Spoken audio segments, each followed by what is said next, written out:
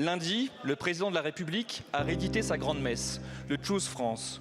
Il a reçu au château de Versailles des patrons de la tech du monde entier, des milliardaires, pour construire des entrepôts Amazon par-ci, des data centers par-là.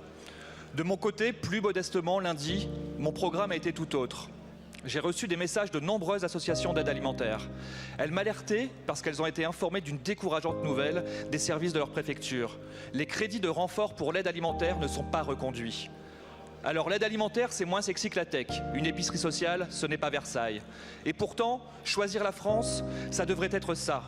Choisir la France, ça devrait être de recevoir à Versailles celles et ceux qui font tenir le pays, et non les abandonner au moment où leur travail n'a jamais été aussi essentiel.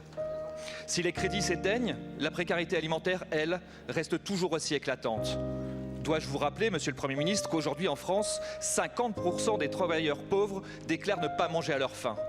Alors pour vous, peut-être, ces crédits non renouvelés ne sont que des chiffres, une manœuvre comptable, voire une technique de passe-passe bien commode pour économiser quelques milliers par-ci, quelques millions par-là. Mais sur le terrain, les conséquences sont réelles. À Lyon, c'est le risque de fermeture d'une asso d'aide alimentaire pour les étudiants. Dans le Béarn, une épicerie sociale. Dans le Loiret, c'est la banque alimentaire qui est mise à mal. Partout dans le pays, c'est le même refrain. Alors face à ces crédits non renouvelés, ne répondez pas « Fonds mieux manger pour tous », il existe, c'est très bien, je le salue, il faut le pérenniser. Mais maintenant, Monsieur le Premier ministre, soyons sérieux. Donner d'une main pour reprendre de l'autre, ce n'est pas une stratégie de financement pertinente, c'est cynique. Éteindre des crédits sans tenir compte des besoins, et alors que bien trop de Français ont faim, ce n'est pas une stratégie de financement pertinente, c'est irresponsable.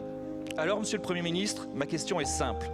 Pouvez-vous rassurer les acteurs de la solidarité et leur confirmer que les crédits non renouvelés seront sauvés? Monsieur le Premier ministre, allez-vous choisir la France, même un petit peu?